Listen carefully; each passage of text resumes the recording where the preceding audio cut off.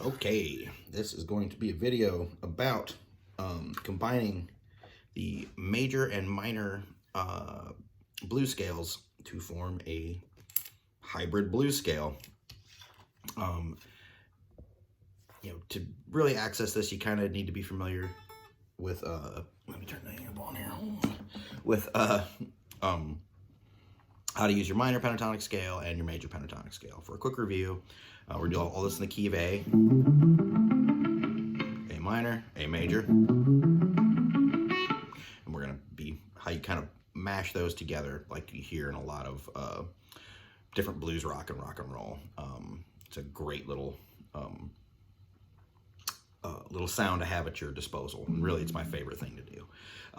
So as stated, we learned the minor pentatonic scale first because you can play it in a minor backdrop harmonically and it just sounds right. You can play it over a major backdrop and it sounds bluesy. Where we come in with the major pentatonic scales when you're in a major backdrop harmonically and you don't want to sound bluesy, you want to sound major. That's more like your country stuff, your Allman Brothers, that kind of thing. So, difference, to A major with minor blues. Sounds fine, and major there, and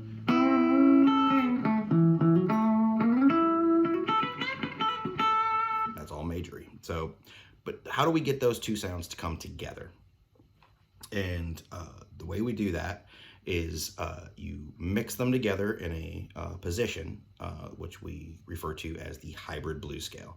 Hybrid of the major and the minor. And blues scale because it also contains the flat five or the tritone, or the blue note as it is commonly known.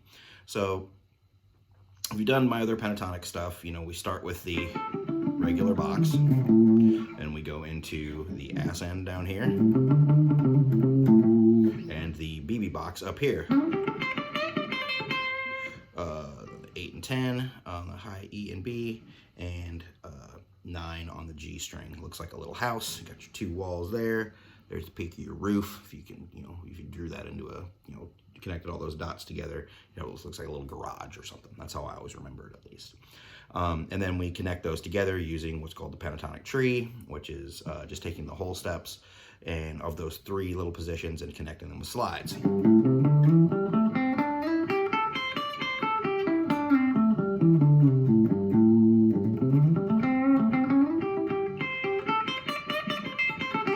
Like so. But we're all still minor at that point. So those are all useful things. So let's drop down to this major pentatonic real quick. So again, to get your major pentatonic for your minor is you find the root note, which you do for your minor pentatonic scale, in this case A. You slide down 3 frets, 1, 2, 3, in this case to F sharp. But we're going to kind of ignore this F sharp here, and we're going to play that F sharp minor pentatonic shape, but start it off this A note on your pinky, and that will give you the A major blues scale, or pentatonic scale in this case. But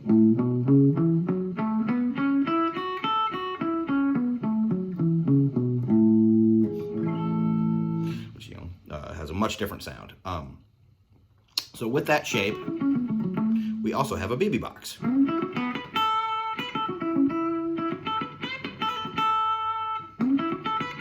So that little guy, so 5 to 7 on E and B with 6 there, and there's your little 2 walls and the peak of your roof right there. And if you'll notice, that little box, is sitting right inside of your minor pentatonic scale. It's right there. So, you could be doing a minor lick and come down with a major lick.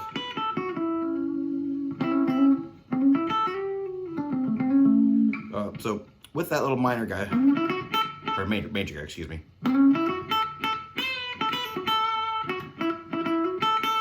Got these cute little major licks. That little A chord there.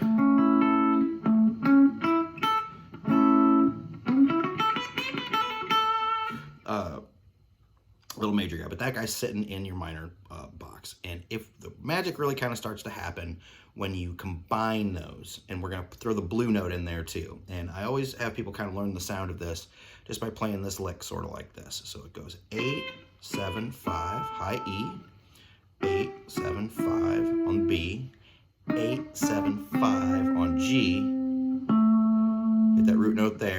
hammer. Kind of you hold that B string down too and hammer that 6th fret with your middle finger on G to land on that major third of that A chord. So,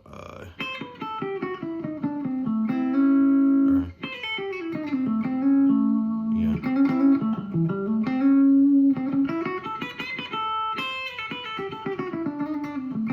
Like that little slide.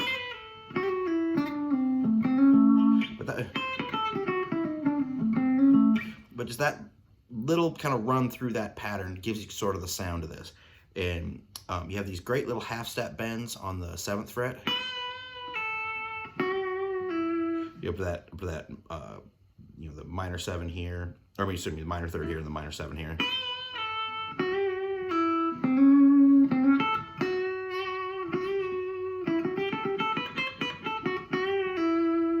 And I like doing this little minor 3rd bend to the half step to up to the major 3rd here. Yeah.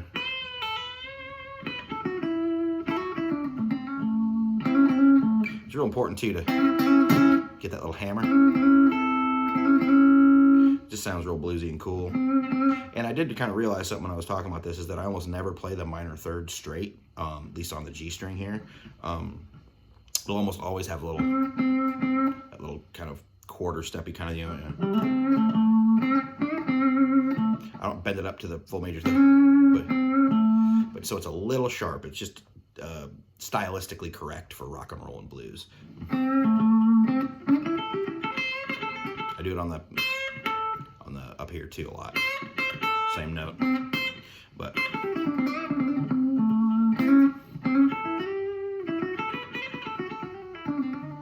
that little blue note in there.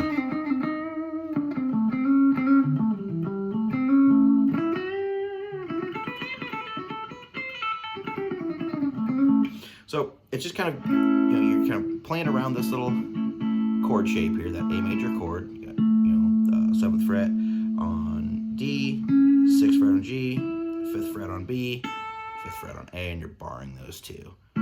Just the top 4 notes of an A major bar chord. You know.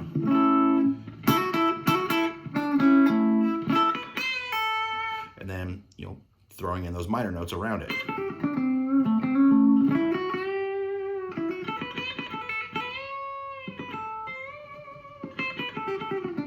So the cool thing about this is that you don't have to switch to the new position to get some of that major sound in there. And then you can kind of, throughout the course of a lick, kind of roll back and forth between major and minor stuff, which is really fun. If you're gonna do it on a blues, a lot of times that's good on your 1 chord, on your A7 here. On the D7, doesn't work quite as well, so I'll generally, you know, you can do it, but a lot of times I'll end up just sticking to the minor pentatonic on that. A lot of times, as you get more advanced, you can kind of alter the pentatonic and lower that 6th or the 7th degree to the 6th. Yeah. And really, what you're getting there is more of a D7 arpeggio.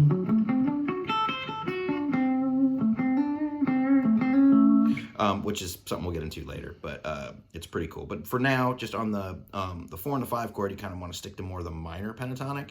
But on that 1 chord, you can kind of throw in kind of anything off that major minor blues.